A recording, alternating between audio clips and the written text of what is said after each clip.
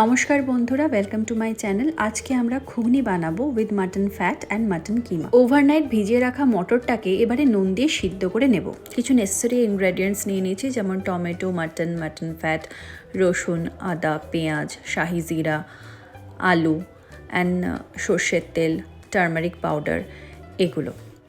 এবার রসুন, আদা, টমেটো আর শাহি জিরার একটা ফাইন পেস্ট বানিয়ে নিয়েছি।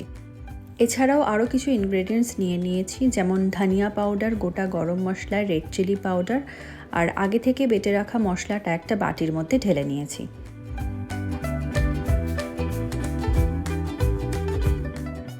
এবার কড়াইতে নিয়ে নিয়েছি সর্ষের তেল, আর সর্ষের তেলের মধ্যে আলুগুলোকে ভালো করে ফ্রাই করে নেব হলুদ এবং নুন দিয়ে।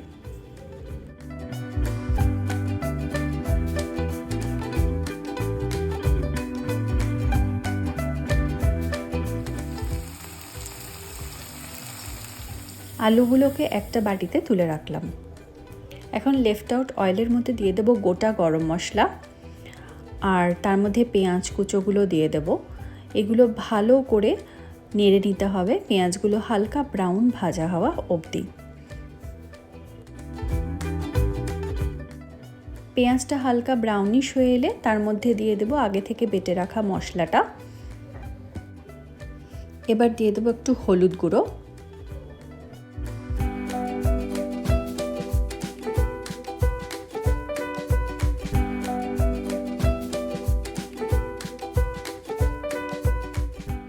এবারে মিক্সচারটাকে ভালো করে নেড়ে চেড়ে মিশিয়ে নেব এবং তার মধ্যে দিয়ে দেব ধনে গুঁড়ো আর দিয়ে দেব এরপর রেড চিলি পাউডার।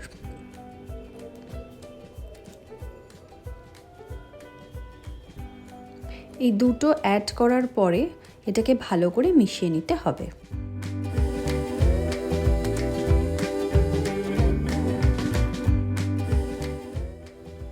এবারে মশলার মধ্যে অ্যাড করে দেব আগে থেকে ভেজে রাখা আলুগুলো, আর আলুটার সাথে ভালো করে মশলাটাকে মিক্স করে নেব। দিয়ে মশলাটাকে ভালো করে আলুর সাথে কষাবো, আর একটু জল দিয়ে দেব যাতে মশলাটা পুড়ে না যায়।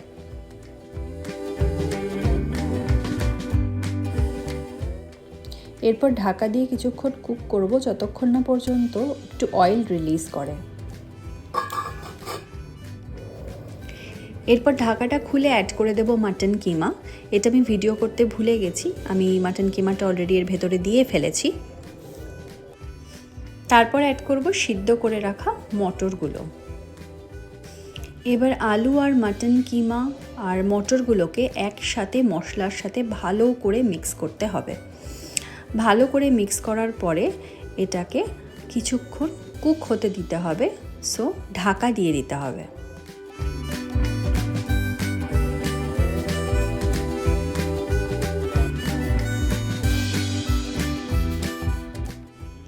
ঘুগনিটা অলমোস্ট হয়ে এসেছে, কিন্তু মটরগুলো আরেকটু সিদ্ধ হলে ভালো হতো, সো প্রেসারে এবারে আরেকটু কুক করে নেব 10 মিনিট।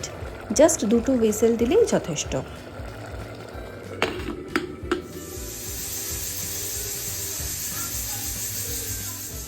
ঘুগনি আমাদের অলমোস্ট হয়ে গেছে, জাস্ট ঢাকাটা খুলে একটু দেখে নেব। আর সবার আগে বলি, ঘুগনি কিন্তু প্রিপেয়ার করার আগে মটরটা মিনিমাম 8 আওয়ার্স মানে ওভারনাইট একটু জলে সোক করে নিতে হবে। এখন এর মধ্যে অ্যাড করে দেব খুব সামান্য পরিমাণে চিনি, জাস্ট নুন মিষ্টি ব্যালেন্স করার জন্য। আর এরপরে দিয়ে দেব ঘি এবং বাজার থেকে কিনে আনা যে গুঁড়ো গরম মশলা থাকে সেখান থেকে অল্প একটু গুঁড়ো গরম মশলা ছড়িয়ে দেব। ঘুগনিটা যেহেতু অলরেডি আমি নুন দিয়েই সিদ্ধ করেছি, তো সেক্ষেত্রে আমি কিন্তু আর এক্সট্রা করে নুন দিলাম না। আপনারা যদি মনে করেন আর একটু নুন লাগবে, তাহলে আপনারা সেই অ্যাডজাস্টমেন্টটা দেখে নেবেন। এবার আরেকটু ঢাকা দিয়ে 5 মিনিট মতো একটু সিদ্ধ করে নেব।